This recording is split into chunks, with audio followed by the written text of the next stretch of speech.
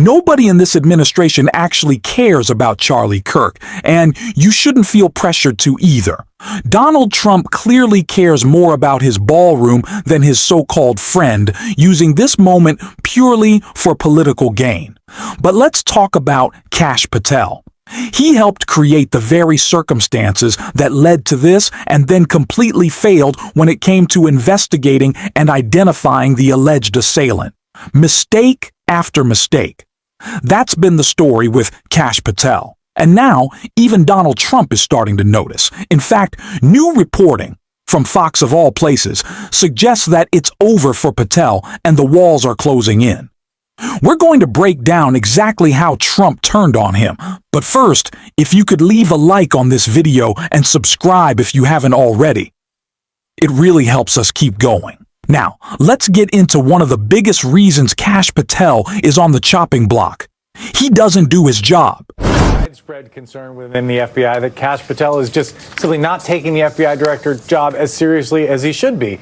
I spoke to more than 15 current and former FBI and Justice Department officials for this story, and among the things that I learned was that Patel's 8:30 a.m. intelligence briefing was reduced from 5 days a week to 2 days a week because he had trouble showing up on time. And when he does attend, I was told his briefers are finding it hard to hold his attention. Meanwhile, he's been traveling around the country on FBI jets, including to Las Vegas, where he has a home, and to Nashville, where his country singer girlfriend lives. And he's also been spotted at pro hockey games and ultimate fighting fights, hobnobbing with celebrities. You can't seriously tell me that Kash Patel, a guy who spends all his time partying, who stayed behind in New York on the day of the shooting because he was too busy with dinners and clubs, actually cares about Charlie Kirk. He doesn't. This is just another chance for the administration to exploit a tragedy for political gain. Look at what's been happening. At the Pentagon and FBI, people have literally lost their jobs just for reposting Charlie Kirk's own words to highlight how vile he was. That alone can get you fired. And it's not an isolated case. Kash Patel's mass purges at the FBI have left us in this dangerous place we're in right now. And before we get into how Kash himself might be on the chopping block, let's start with the people he fired and how they're fighting back. 3 former top FBI officials targeting Kash Patel and targeting this administration on the grounds of unlawful removal from their jobs. They accused Kash, money sign, of dismissing them as part of a campaign of retribution because they didn't demonstrate sufficient political loyalty. Patel not only acted unlawfully, but deliberately chose to prioritize politicizing the FBI over protecting the American people. That is the key point here. The FBI is not a place where you put in your partisan friends. It's not a spoil system part of the federal government, okay? We want agents who have expertise and experience going after bad guys. That's the job of the FBI. We're dealing with small men who don't care at all about the country, who care about putting their fucking name and image on random coins to hand out to people, who care about their social media engagement.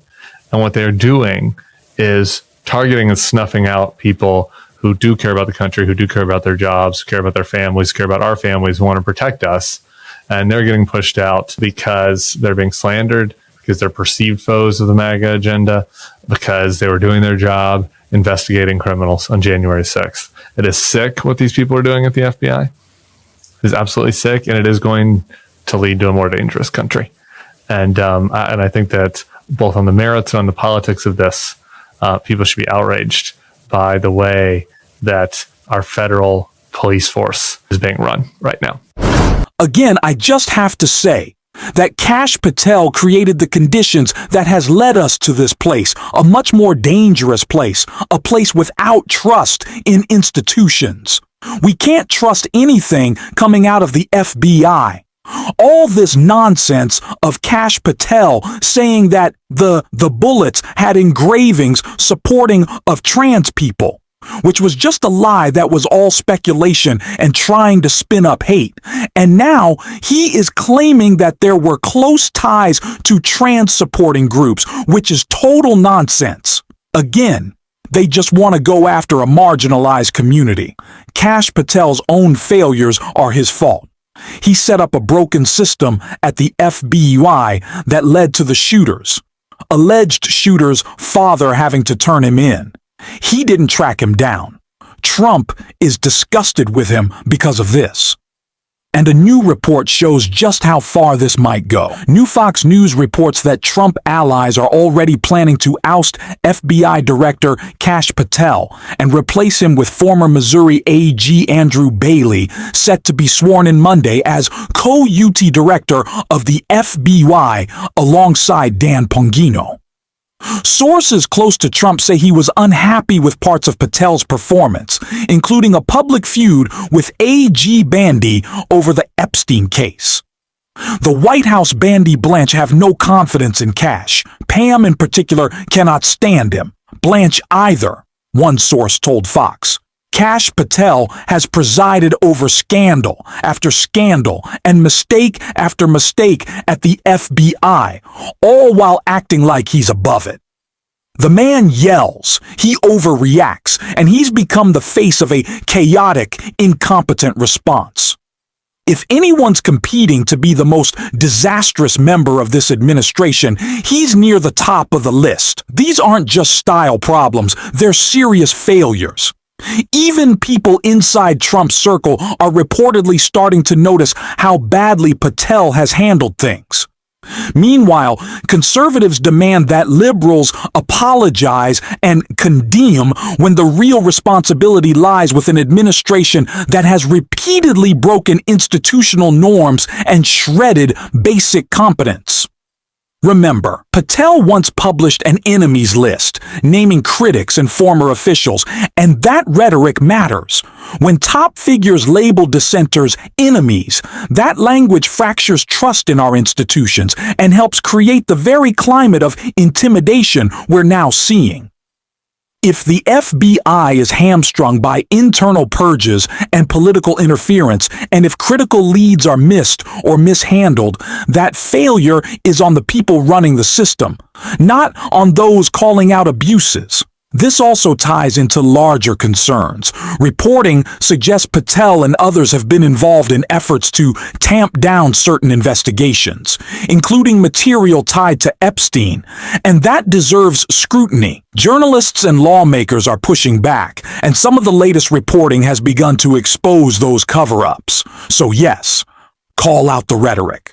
Call out the incompetence. Demand accountability from those who broke the institutions tasked with protecting us.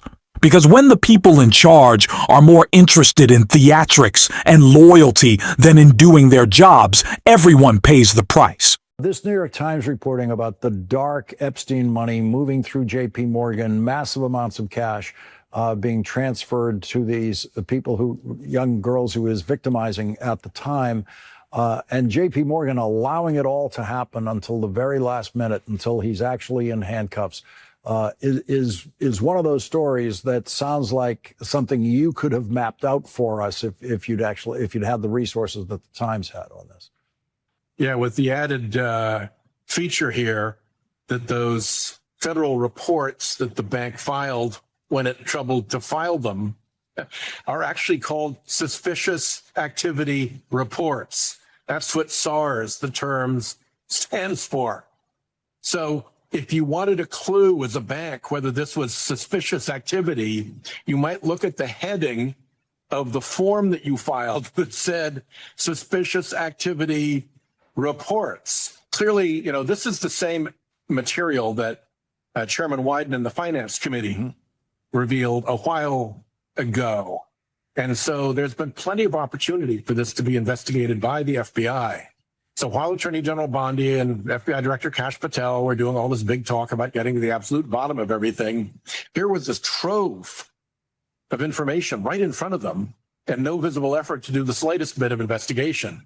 And again, these things are called suspicious activity reports, for Pete's sake. You have to be kidding me. This new reporting is exactly why I've been pushing so hard on the Epstein associates. Donald Trump is clearly trying to shield people connected to Epstein, and that's why we need to start asking hard questions and doing independent digging.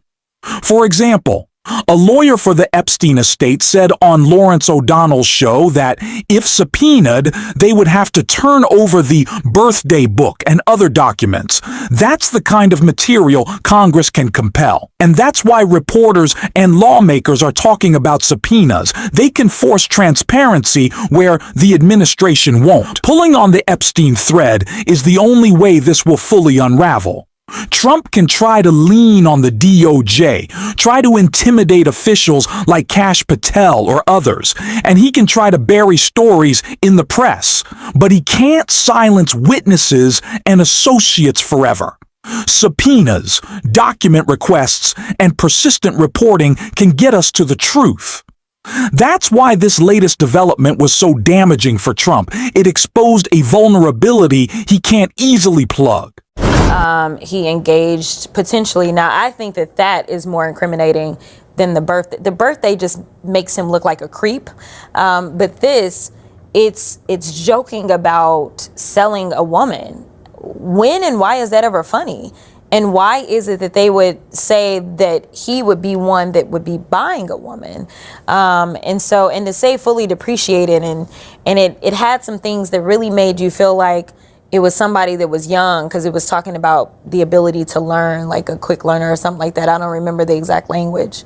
But it's really disturbing. And honestly, it's really a sad day in this country that this is the guy that is leading our nation. I mean, we used to care about the morality of a leader, but when you're looking at this and you're looking at his actions overall, it doesn't seem like he has a moral compass or that he has an honest bone in his body. And we don't know that Trump wrote that. Do you know if that information has been vetted, or is it in the process of being vetted, whatever's been alleged? The most that I can tell you is that came from the estate. That is something that we got from the estate. So usually when we're looking at documents, we're looking at the trail and like who had what. All I can tell you is that it came out of the estate, so this is something that is older. I'm sure that as our attorneys go up to see the unredacted versions of all the documents, there will be questions about who the people are that are in the photos and things like that. And ultimately, I think that they may be people that we ultimately end up questioning as a part of this larger probe. So you may question people who are in these documents that are mentioned that you got from the Epstein estate. That's the whole point of getting them. Absolutely. Do you have any ideas of who may be called, or is that something that the committee is still sorting through today? We're still sorting through because we legitimately are still trying to sift through documentation. This was honestly one of the most sickening details to emerge from the Epstein saga. And that's saying a lot given how disturbing it all is. To hear the phrase fully depreciated woman, and for so many to immediately assume it meant Donald Trump was buying a teenager from Jeffrey Epstein, whether 18, 17, or 16 years old, that tells you how far we've fallen. It makes me sick that this is the place our minds go, and rightfully so when we think about a former president. What's even worse is how little coverage this received. It barely made headlines. The media has moved on, but I won't. We can't allow ourselves to become numb.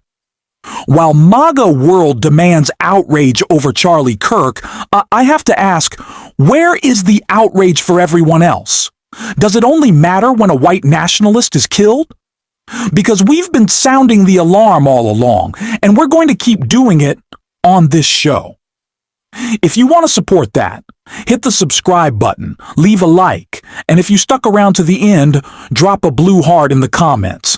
And until next time, I will see you soon.